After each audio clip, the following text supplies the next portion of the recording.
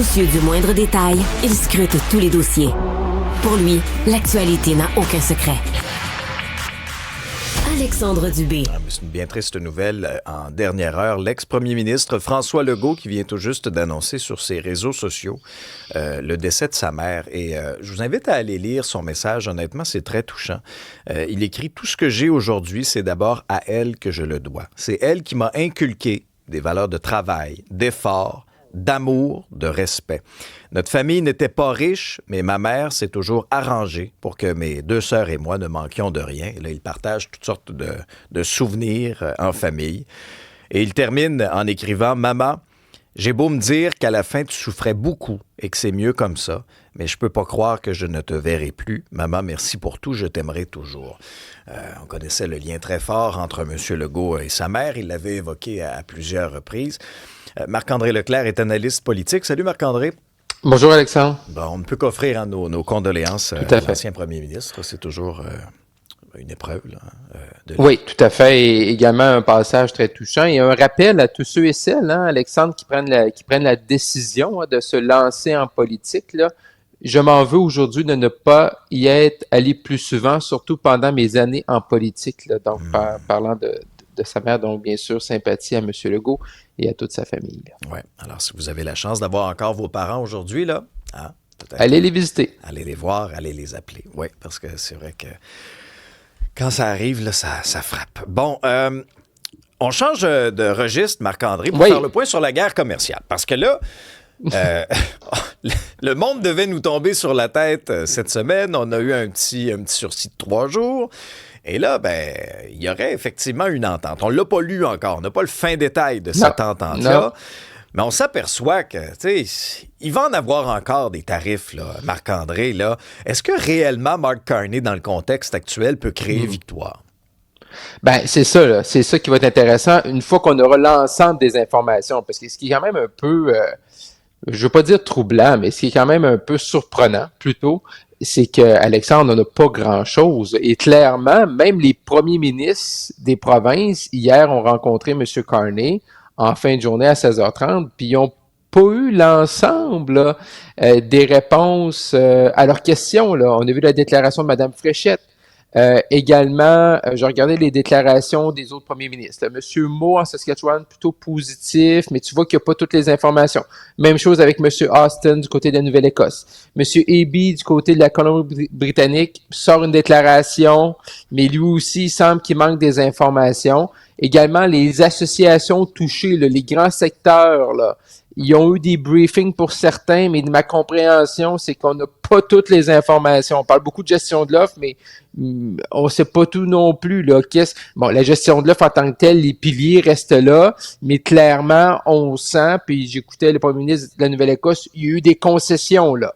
Bon, peut-être pas sur le système en tant que tel, mais il y aura une concession là, qui est là. On a donné quelque chose aux Américains.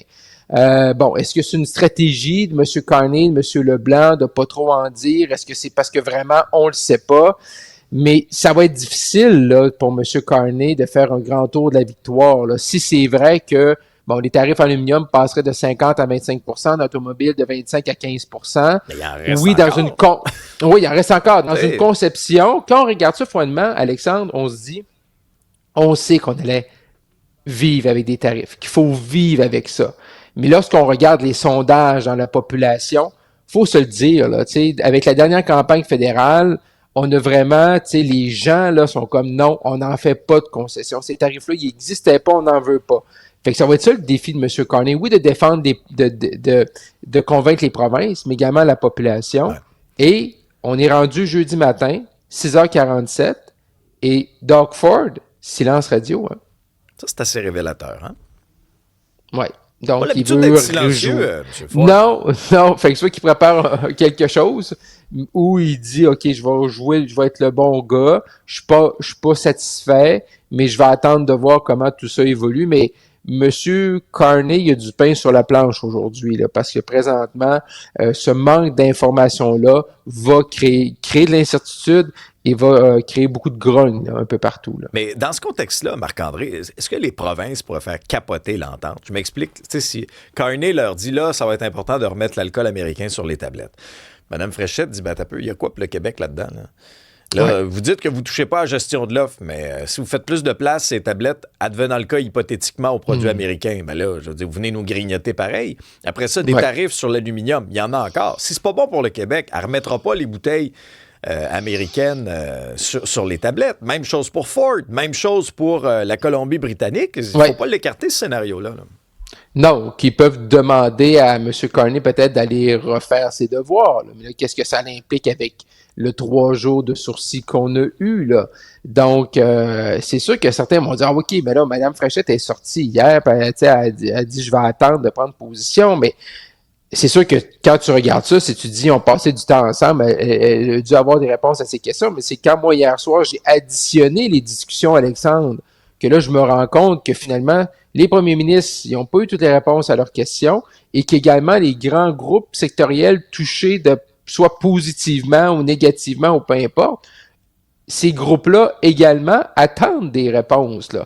Donc, est-ce que c'est un jeu de négociation? On en dit peu pour qu'on espérant que les gens disent oui, c'est des bonnes nouvelles. Mais M. Carney, en bon québécois, il craint quel monde? Est-ce qu'il n'est plus de tarifs? Là? Donc, il aura, lui, à devoir tricoter en disant bon, OK, ben là, finalement, je suis allé chercher le meilleur, parce qu'une fois que tu signes ça, bon, Donald Trump va peut-être respecter ou non sa parole, mais une fois que tu signes ça, puis tu dis c'est l'aluminium, c'est 25%, ben ça reste que c'est 25% pour un bon bout, là. Parlons un peu de la prochaine campagne électorale, Marc-André, parce que bon, là, on pensait que tous les départs étaient déjà annoncés à la CAQ hier. Ah, on a été surpris, je dois t'avouer, là, d'apprendre le départ de Benoît Charette, ministre important du gouvernement. Là, il y a d'autres candidatures qui sont annoncées. Là, ce matin, on apprend que Geneviève Peterson va se présenter pour la CAQ dans l'ancienne circonscription de François Legault, rien de moins. Exact. Qu'est-ce que tu entends dans les corridors, toi? Est-ce que là, il y a d'autres départs à venir de ténors du parti? Ben, il reste un nom, là, présentement, puis c'est notre collègue Antoine Robitaille qui l'a évoqué, là, dans un texte hier dans le journal, et c'est un nom qui circule depuis un petit bout, Simon-Jeanin Barrette. Ah oui? Oui. Donc, ce nom-là circule depuis tout l'été, tout le monde se demande est-ce qu'il va revenir. Moi, ce matin, j'ai posé la question à l'entourage de Mme Fréchette. Là. On me dit à l'heure qu'il est.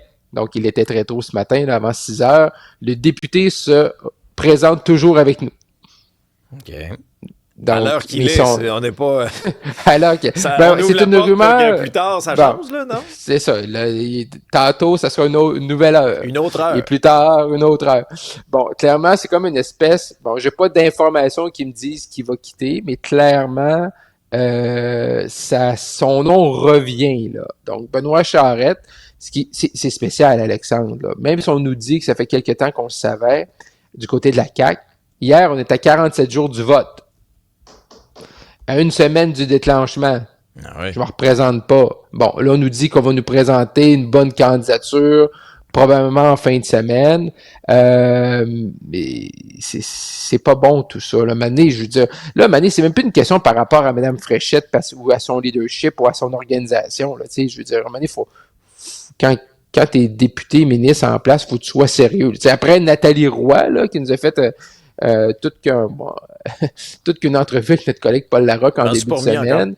Non, moi non plus. Là, Benoît Charette. Bon, Madame Fréchette continue d'annoncer des candidatures. Là. Ce matin, elle sera, Alexandre, dans la plus belle région du Québec, le Saguenay-Lac-Saint-Jean, bien sûr, voilà. Où elle va annoncer une superbe candidature là, pour la Coalition du Québec dans le comté de Roberval, là, qui est ma patrie.